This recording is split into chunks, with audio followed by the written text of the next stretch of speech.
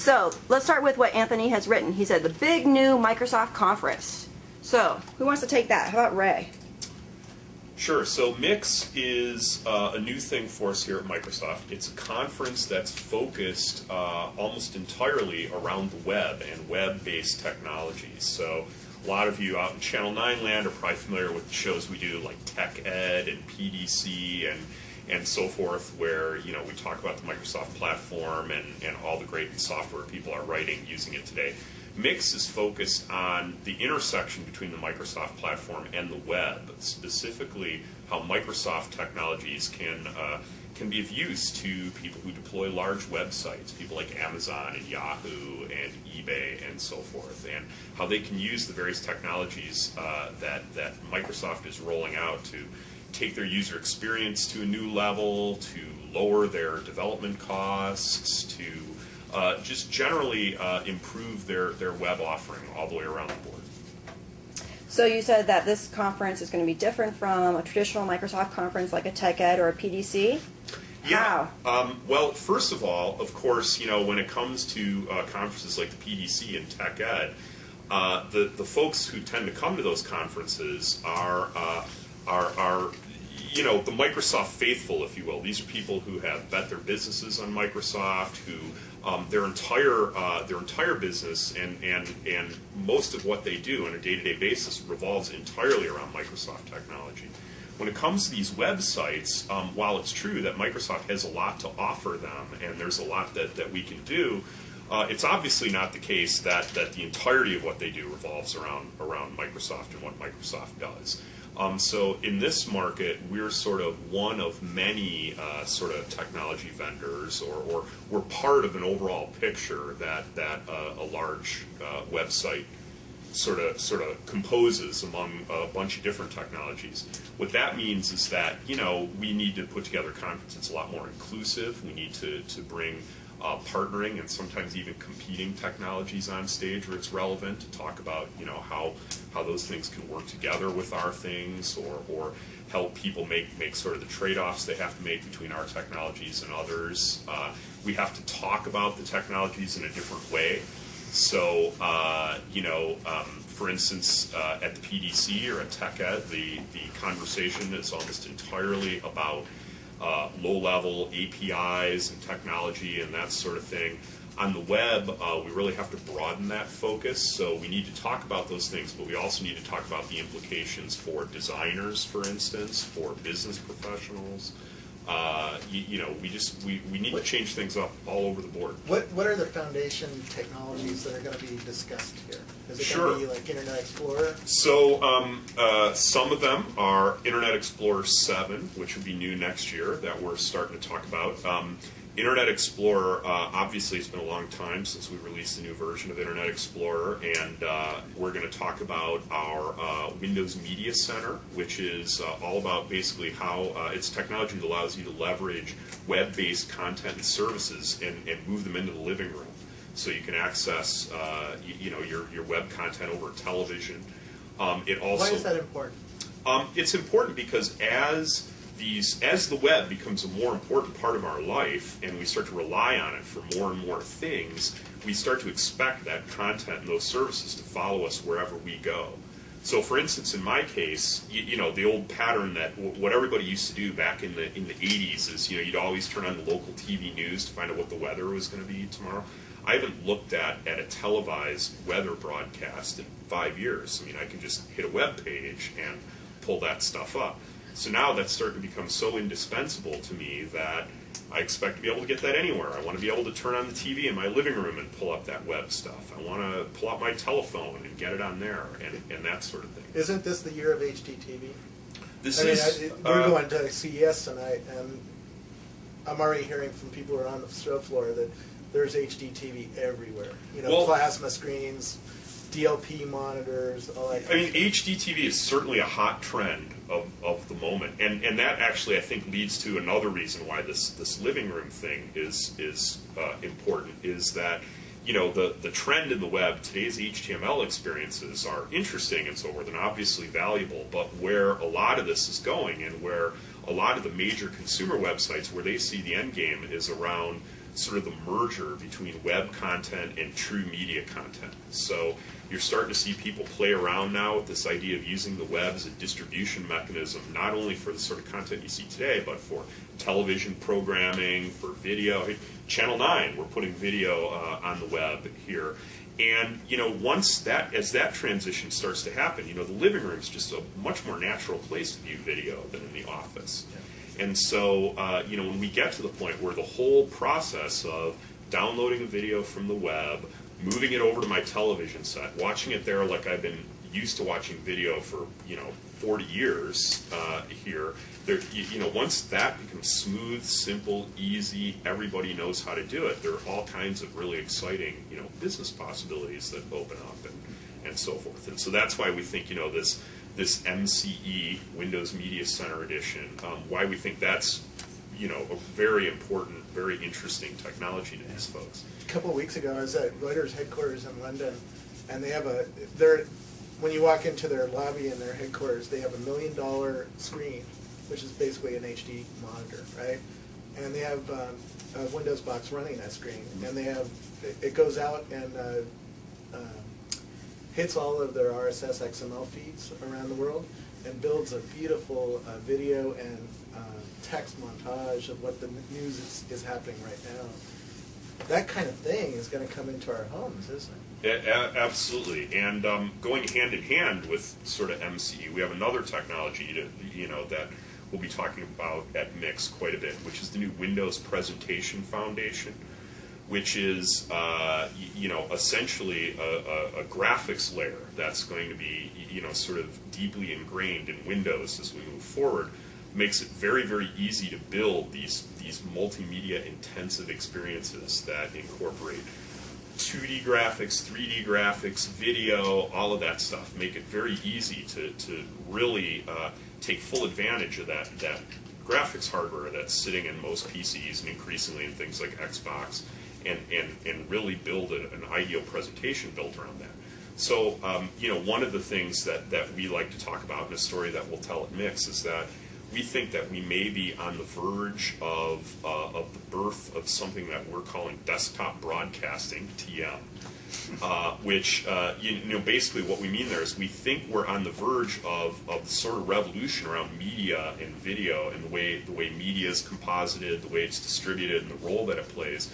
The same sort of resolution that we saw in the desktop publishing era for 2D documents and sort of and those sorts of things, meaning that the technology and the tools necessary to really craft something that's very polished and very professional with media are increasingly getting in the hands of everybody. They're not just the province of highly trained professionals. They're not super expensive anymore, and that's just going to cause an explosion of the sort of content that's available, but also it's going to change people's expectations about the content that they view, just like desktop publishing changed your expectation.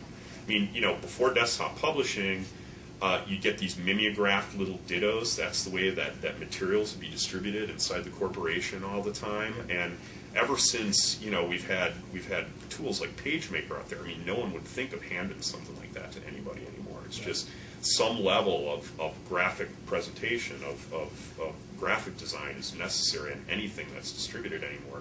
And we increasingly think that's going to become the case with video and media. And we think the web plays a huge role in that. And we think some of these new technologies that Microsoft's investing in. Are we going to cover the web at work? A little bit. When I've gone around like the Office team and like the InfoPath team, right? I went in and did an interview with them, and they showed off Firefox running InfoPath with their new Ajax technology. Right? Sure. And we haven't even started talking about Ajax. Sure. So a couple of things there. I think we're going to cover the web at work just a little bit, really. I think our focus is primarily on this big consumer web experience.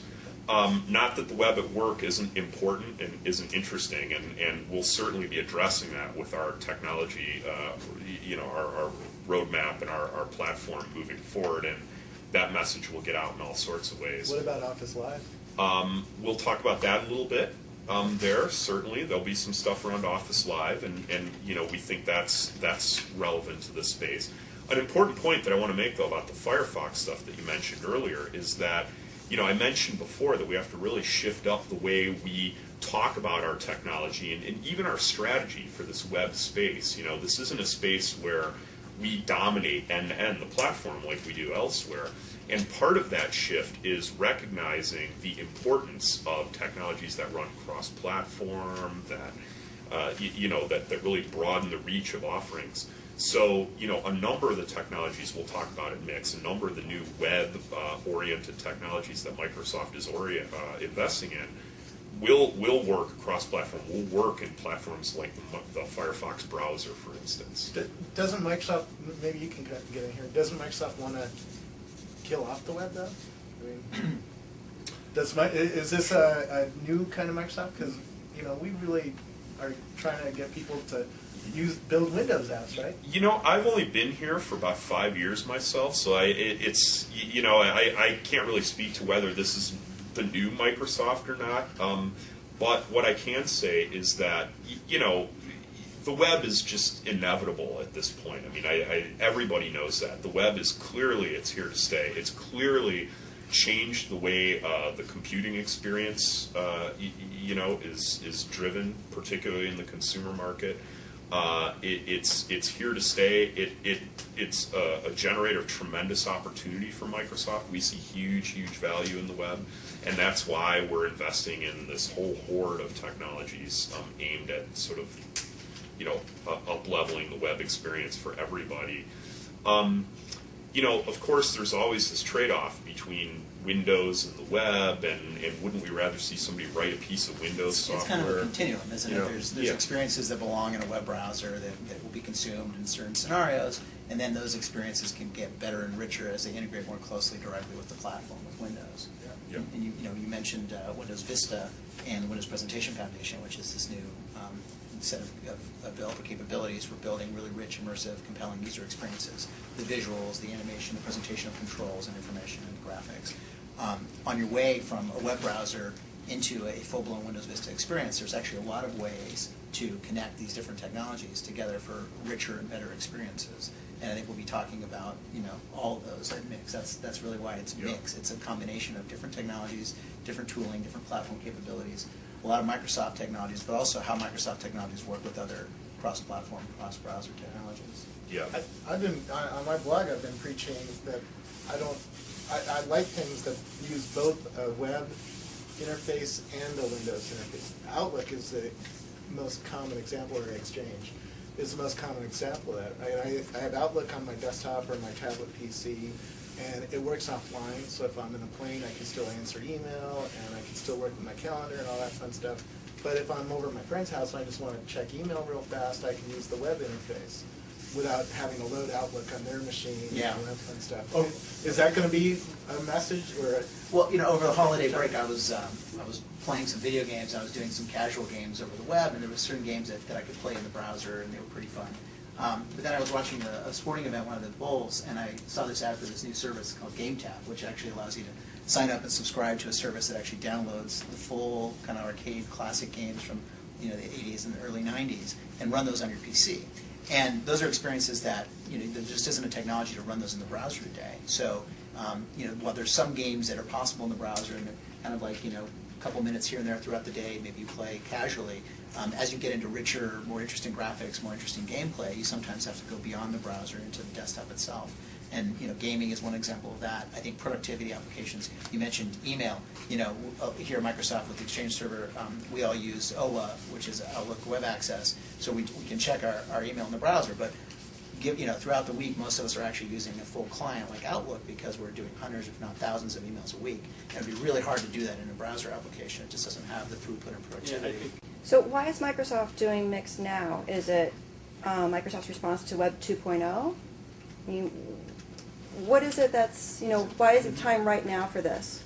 I think this is a topic that probably Microsoft has always had something to talk about, something to say. I don't think there was a memo, 4 weeks ago saying, oh yes, we love the web again. I've been here for 8 years and I've always loved the web. We've built lots of web applications. We have, lots of people here love the internet, with ASP.NET and so forth, but I think it's just time to get into a different type of conversation. Right. This year, 2006, is a huge year for Microsoft. It's in fact the largest, this is the largest wave of releases that Microsoft has ever put forth in the market, the Vista wave, Windows Vista and all the related products. And a big part of that message, of what Vista is about, a big part of the strategy behind Vista has always been, let's gradually make the investments now to turn Windows into the best imaginable web browsing platform. So we historically we've invested a lot in making Windows sort of the best programmable platform, the best set of APIs you can write, OS-specific programs on. Part of what's changing with Vista, we're continuing to do that, but we're also now conscious of the Microsoft OS. Windows needs to over time evolve into the best imaginable web browsing operating system that you can imagine. And so there's a ton of investments we've made around that sort of stuff, and it's launching later this year, and it's about time now to really connect the dots and sort of show people this story and explain why this was important to us and why we really moved the product in some of the directions that we did. Yeah. So there's a ton of stuff around RSS built directly into Windows Vista. There's a ton of new features around IE7 and that work hand in hand with Vista to solve a lot of common sort of web surfing problems. And, I think that's really where the timing comes from. And to go back to where we started, we're seeing different kinds of usage of what might be considered a PC. I mean, I'm using a smartphone, right, to look at my Seattle traffic right now. So when I leave in an hour, I'll know whether I can go home or not. You don't get to leave in your after. But that's a web. That's not really a web right. app, but it's an internet-connected app, right? And, right. And you could certainly have that style of thing running in a web browser. Well, and one of the so I talked about how Vista really is really embracing this web world, the web and all of its related technologies. That's an important proof point against that is it's really with Vista for the first time that we're becoming very conscious of just how friendly the PC has to be to other devices like this. It has to be very easy for devices like that to synchronize with the PC, to share web-based favorites, to do all that, because the experience now, the PC is just part of the whole computing landscape now. It isn't the entirety of the computing landscape anymore. Same point we were talking about earlier with the living room. The PC now has to be able to push content into my living room and to make it easier for me to get the same content on my phones and all that other stuff. So for us, this is the first time that I can remember that Microsoft has really made a concerted effort to do something for designers in terms of a conference or a show. Yeah, I think it gets back to what we were talking about here, which is largely about experience and how people consume content and applications, and whether that be in the web or on Windows.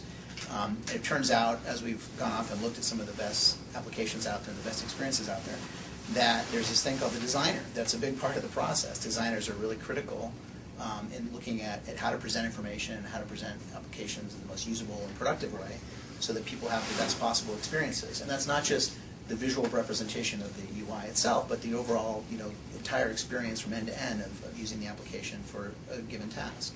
So as we look at both the web and Windows, we've been thinking about how designers might work with developers using common tools and common platforms, common APIs, so that they can more productively work as a collaborative team to build better experiences, basically.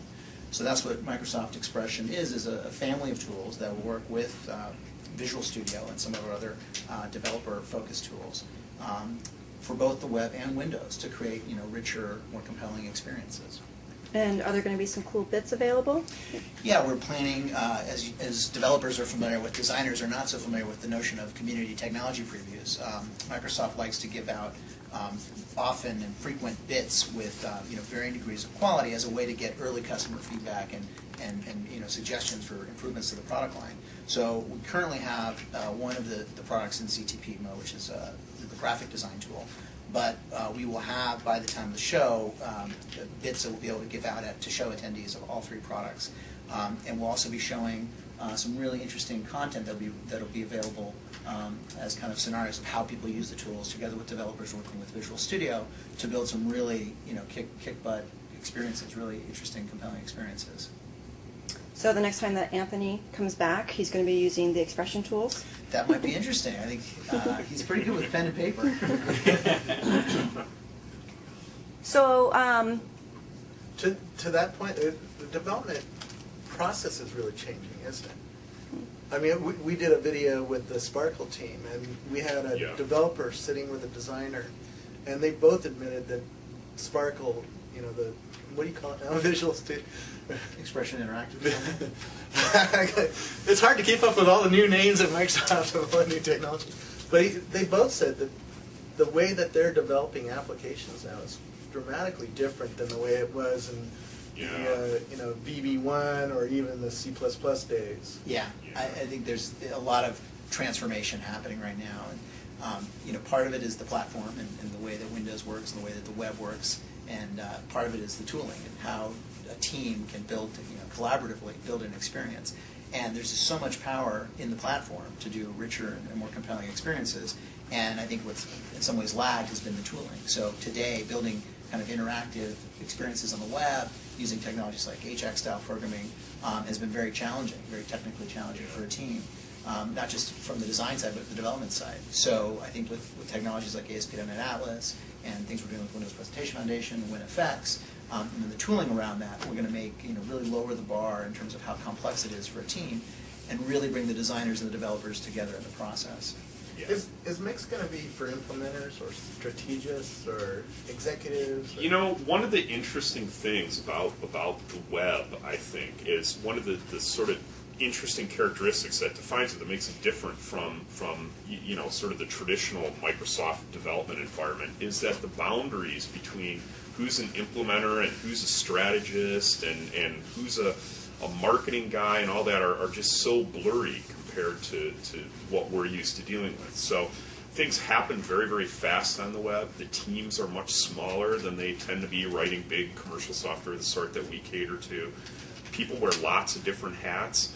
And sometimes the things that are being done are so innovative that, really there's sort of one commanding intelligence behind the whole thing. The same guy is the strategist who thought this app would be a good idea, the guy who coded it, the guy who did the initial layout on what it should look like, and all that sort of thing. So I even visited a group of companies in Silicon Valley on Sand Hill Road where one geek was shared between many companies, or 3 companies in the same house, right? Because it was these startups being born in a small office, so 5 people on a team, 10 people on a team, and they would have a hardcore programmer who would go between the 3 companies to help them out with it. Absolutely. And so one of the both the challenge and the opportunity with something behind Mix, I think, is that to really move the needle on some of these technologies to really have decent conversations with companies about how they can use some of these technologies. You really have to talk to multiple roles. It's not like the PDC where we can trot out our new SQL Server APIs and have somebody look at those and have the developer understand, okay, I get this, I understand how we could use this. With something like the desktop broadcasting I was talking about earlier, how you can really use media to spice up your web experience and all that. To really have a substantial conversation about that, you have to talk to the developers who are going to be coding the thing at the end of the day. You have to talk to the graphic designers who are going to be designing all that media goodness and figuring out where things go. You have to talk to the business professionals who have a series of questions around things like, the DRM rights and how all of that works and how you monetize all this and what the opportunities are there. So really, you have to have a much broader conversation than we're used to having about technology. So Steve, in terms of content, I know you guys have been talking about scenarios instead of like traditional tracks. Can you talk a little bit about that? Yeah, so maybe the best way to compare it is with the PDC, and we've made a couple of comparisons to the PDC so far today, but maybe just try to run down them. The PDC is this it's a fairly well-known event where Microsoft talks about where the platform is going, and at that event, we try not to, we spin as little as possible. We say this is what's coming, here it is in its very rawest form. Here are the developers who are building it. They're the guys doing, the people doing the presentations. You get to hear the presentation. You get to talk to them afterwards. You get to ask them all sorts of questions. Here are the bits. They're pretty rough. Try them out. Give us some feedback. So it's a fairly basic formula. It's been around. The PDC in 05 was the 11th PDC. People understand it. We know how to do it. There's always room for improvement. There have been some great PDCs. There have been some less great PDCs, but we live and learn. But generally speaking, that's the formula we try to follow. We don't try to wrap the content too much in upper level stuff like business justification or scenarios too much, although we do pitch the scenarios obviously to some extent because they inform why the technology was built in the first place. With MIX, what we're trying to do is something fairly different, which is because we're trying to look at things end to end when it comes to the web experience. We are trying to touch on the business justification, the top-level scenarios. We are trying to hit all the roles, as Ray was mentioning. It's a blur between the designer at times, the web developer, the architect, the person making the business decisions and who understands the business model. So we are trying to present a higher-level picture as well as the details on the technology itself. And so one way that we're thinking about approaching this content and organizing this content is that through high-level scenarios. That instead of at the PDC where you have tracks, at the organizing principle at MIX would be top-level scenarios. So at the last PDC we had presentation, data, communication, 6 tracks. At MIX we'll have 2 or 3 tracks with some virtual tracks as well organized around top-level scenarios that will cut through the technology. So you might actually hear about the same technology in multiple scenario tracks. But that's okay because we're trying to pitch them in different ways. So the organizing principle will be different, a little more business focused. We're trying to make sense here from a business perspective and not just from a technology for technology's sake. Now, coming from Microsoft, technology-heavy company, you realize that may be a stretch for some folks, but we really do believe that an aspect that the web is much more pragmatic, much more practical than just to throw raw technology out there for technology's sake. So, the list of technology that we're considering is fairly long. I mean, Ray talked about Media Center, IE7, Atlas, which is our AJAX-type framework that was announced at the PDC, and you'll really see the first new version of that at MIX.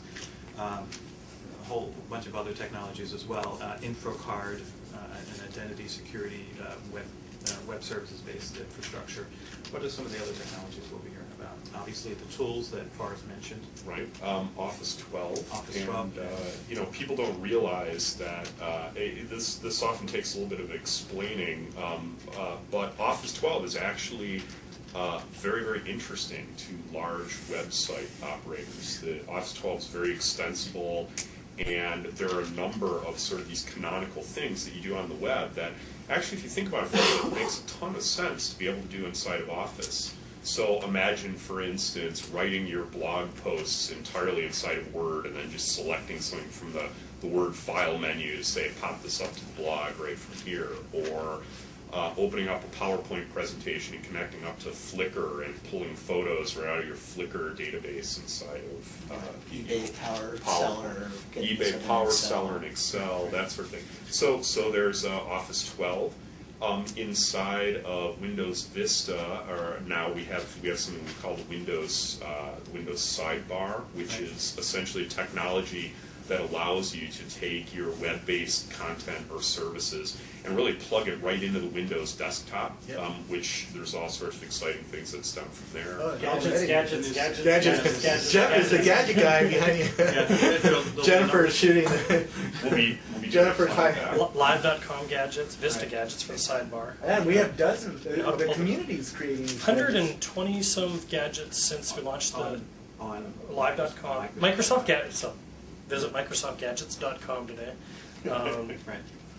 And there's about 120 gadgets in there from now, but you're going to be able to learn how to build those yourself for both Live.com, for Vista. How do those stories stitch together as well too, which is really important. So some exciting stuff there. And Ray mentioned Windows Presentation Framework. We'll be talking about that both as something that you can run inside the browser as well as execute on the desktop. So there's this whole string of technologies in Xbox? Xbox as Everybody's as favorite, Xbox. Xbox 360? Xbox 360 Now, wait a second. specifically. What does the Xbox have to do with the web? So, well, Good question. well, it's cool. We all Yeah. Other than there'll probably be a late night room. I have a So- feeling. Let's tell you, young grasshopper. So, for those of you fortunate enough to have an Xbox 360 now, go turn that on and go to Xbox Live, and you'll find out, for instance, that you can, as of today, January 3rd, you can download all the trailers and sort of background videos on Mission Impossible 3 coming up next summer over Xbox Live. That gives you some taste of what you might do, for instance, if you use Xbox Live as a distribution mechanism to push video down onto people's television sets. Okay. Imagine ESPN pushing sporting events down that way, or headlines. Imagine further in Xbox Live now, again on the Xbox 360, we have this notion of Microsoft Points, which is essentially a way you can pay for things like that. Well, imagine if you could distribute episodes of television series over Xbox Live and use those points to pay for individual episodes. We now get down to the point where paying 50 cents, $1 to watch a show is very possible. There's more coming in Xbox 360, some stuff that we can't talk about yet around how other opportunities for web content to plug in there. And then, of course, there's also the fact that Xbox 360, now, the bright line between Xbox and Windows is starting to get a little bit blurry, and Xbox 360 is capable of finding your Windows XP or Windows Vista machine in the house and sort of linking up with it and remoting all of your web content, photos, media, all of that stuff to the television set in the living room as well. Just on the weekend, I got Flickr photos. I wrote a little app that grabs photos from Flickr from a tag, and on my photos directory now on my Xbox 360, I have random pictures just coming in that I can view from Flickr. And I've also got podcasts. There's about 3 or 4 podcasts. I never got into podcasts at all because I don't really carry a portable device. But now when I'm playing games, I can listen to different podcasts. And it's the only reason it's happening is because of the PC that it connected to. And it was terrific. Yeah. When I saw I wrote a little app, it was just a little batch file that copies some content over to a different folder. So it's pretty cool. So, Steve, I just want to clarify what I thought you heard. That you said that Mix is not just for web developers and designers, but also technical and business decision makers.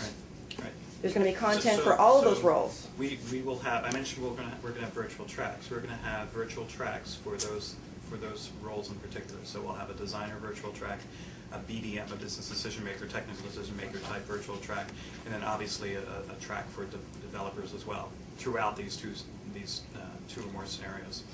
So we do want those people to come. We do want them to have something to be every minute of of all 3 days of the event, which by the way is March 20th, 21st, and 22nd in Las Vegas at the Venetian. MIX06.com. Tickets are available now. Tickets available now. Operators are standing by. So if you're a developer, you're a designer, you're a decision maker, you're a business oriented person, that's the kind of hat you wear. There's going to be something for you during all 3 days of the event. All right, so Robert, what do you think is the #1 reason for you why people should go to Mix? They're going to learn about the latest trends and how to take advantage of them. To me, that's what I got out of this conversation, our hallway conversations. Cool. Steve? I think it'll be a lot of fun to watch these 3 disciplines that we're going after: designer, developers, business decision makers. To see all this stuff come together for the first time like this, like we said before, we haven't done this before at a Microsoft event. So to pull all this together and still have on the one hand, a deeply technical conference, but also one that talks about the top level scenarios, the business justification, lots of discussion around the business models and where the stuff is going. That's all new. That's pretty exciting to be a part of. Awesome. Ray. So I would also cite the main reason to go. The top reason to go is because it's going to be fun. I mean, the web is where technology is fun. With the sorts of technologies that we're talking about and how the web works, one guy can watch one session at Mix and have a big idea and have something coded, up and running, and be doing business in 2 weeks. I mean, that's exciting. You know, the sorts A of lot things. less than that. Yeah, I mean, the sorts of things Because we your talk tools about.